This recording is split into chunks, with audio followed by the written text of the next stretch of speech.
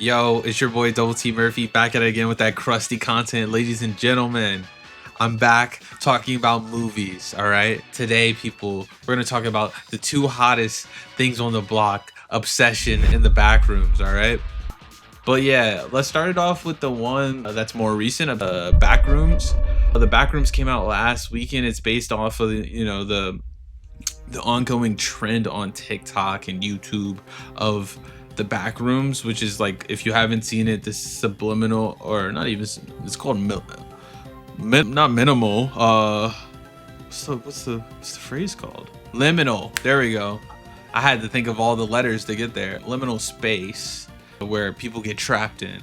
But basically, the movie follows a furniture store owner who is kind of mad at his life and goes to therapy and is trying to fix it. But while he's trying to fix it, he ends up finding an entrance to said backrooms, right, in his furniture store.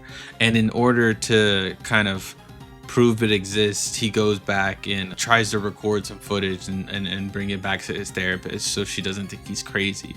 But yeah, I think honestly, just to start it off from the jump, Backrooms was pretty good. It was pretty good. I think it was shot really well.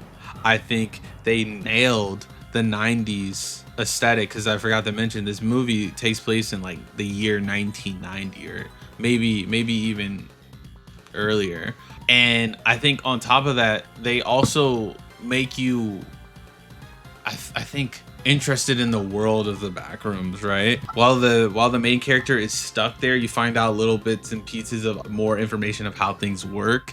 And I think it gave this otherwise a creepypasta, if you say, type level story some teeth, some depth.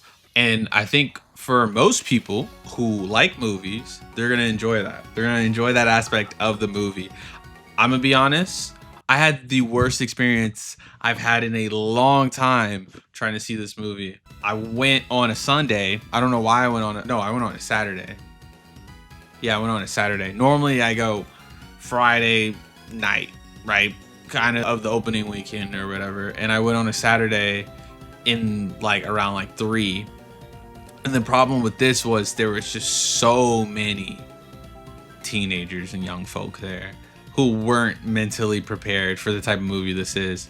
I'm gonna be honest, guys. If you think this is just your run-of-the-mill found footage, like easy scares movie, you're gonna be disappointed. But I'm not, because I think that honestly makes this movie probably more memorable in the long run. Yeah, but when I was there, dude, I had people kick me in the back of the seat within the first like 5 minutes of the movie. Constant crackling, like bags being, I swear at one point there was like 7 teenagers lined up behind me, right? And I swear they were passing down like a duffel bag's worth of snacks, taking their time one by one, crinkling it and then passing it on. So I had 4D sound coming from the theater, let alone, right? And I wasn't watching this Dolby. It was packed. So that's another thing. Don't see this at the cheapest viewing. That might, maybe it's just my theater, but there was no etiquette. Oh man, it with all that being said, I still was able to appreciate the movie. I think the main character Clark does a great job at being a protagonist that you believe would do what they do, right? I was at first wondering like, why the fuck would he go in there on his own? But there's a lot of setup in this world, and spoilers ahead for both. I'm gonna be honest. The first half was the non-spoiler. Now we're digging into spoilers, right? At this point, Clark doesn't really have much. We've proven that he doesn't have friends. He, at the beginning of the movie, he even says he's not lonely, but his therapist is like, no, you're alone. All right. Sure, you have coworkers who are your employees, mind you, not even just co-workers. Sure, you come to me, the therapist, but who else is there? And then as we watch the movie, we find out Clark has some deep rooted anger, and that that leads to multiple decisions being made throughout the movie that aren't the smartest. And I like that. I like when the character is believably flawed, right? And it makes their actions make a little more sense, right? I don't need him to be like a saint getting trapped in a place like this, because then I'm like, why would they make these decisions? Him having not really much to lose makes it a lot more interesting in the long run as a storyteller myself. All right, I think Clark is played by Chiwetel Ejiofor, and he kills it. He does a great job. He feels like he's from the 90s. He feels like, honestly, the sets in this shit, dude, I was like, yo, I know those stairs. That staircase was in every house that I grew up in or near, probably even have them at home. I think the therapist, Renette Rensve, does a pretty decent job. I think it's hard to tell how well she's doing just because she's playing a therapist, a very like calm, collected character, until she ends up in a similar situation as Clark, and that's when she gets a little more freedom to kind of show more emotion in her acting. And I think in general the cast is like pretty believable. It's really small. There's literally like 5 characters in this movie outside of things that end up in the back rooms, right? And I think everyone does a decent enough job to not take me out of it. I believe the scenario we're in, and I want to give it to the director, who I found out is like 20 on the dot, and a lot of people don't believe he did this shit. And as a 27-year-old who's been in his bag since he was like 19 or whatever, yo, congrats to you, brother. I'm trying to be like you. Don't let these haters diminish what you've done.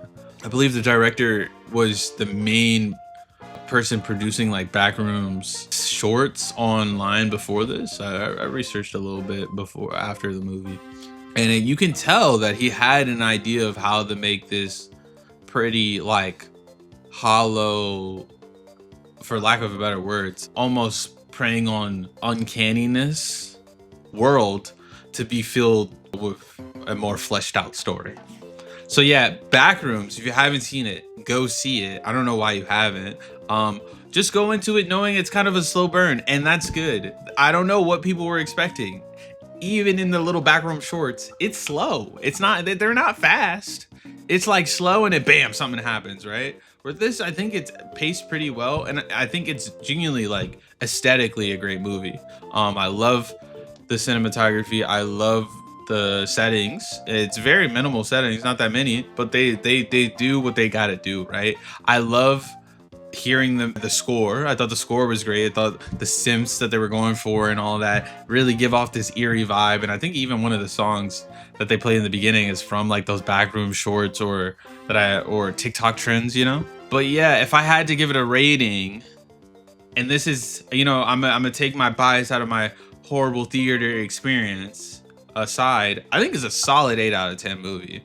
Like, I think there's more to bite if you look for it. I think even if you're not the type to really dig too deep in your stories, it's still entertaining as long as you're just patient, So yeah, let's move on to the next one. Obsession.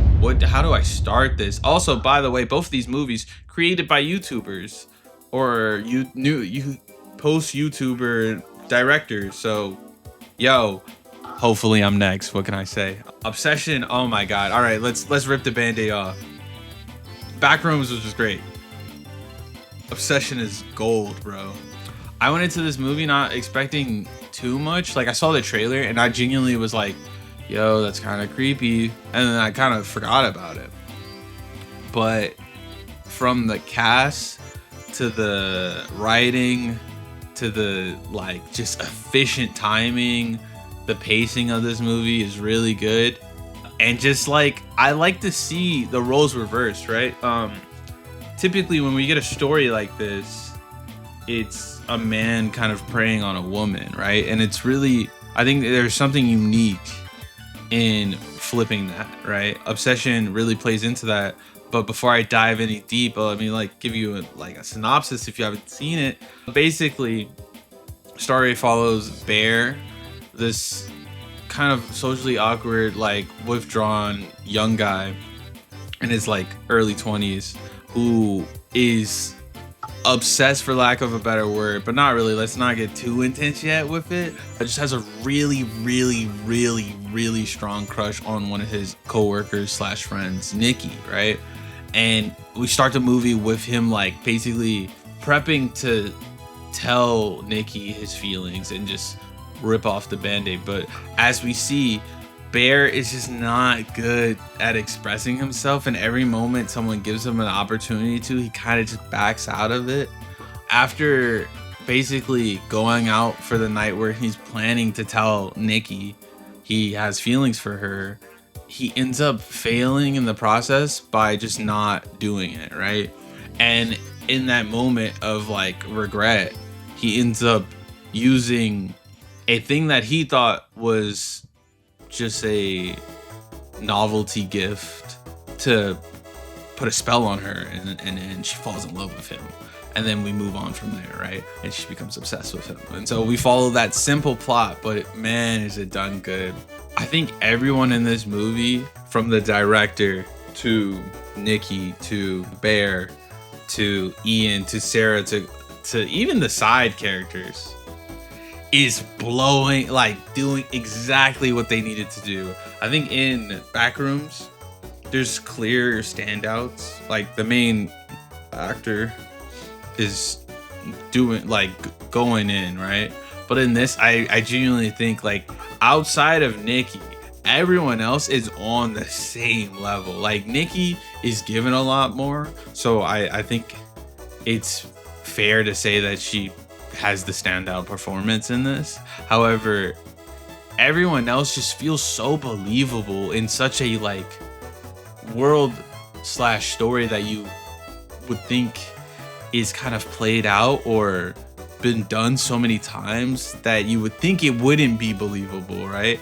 I think one of my favorites is Bear's best friend Ian by Cooper Tomlinson. Yeah, bro, he is so funny in this movie, and he feels so believable as the more confident duo in the social anxious college kid and the like not anxious college best friend.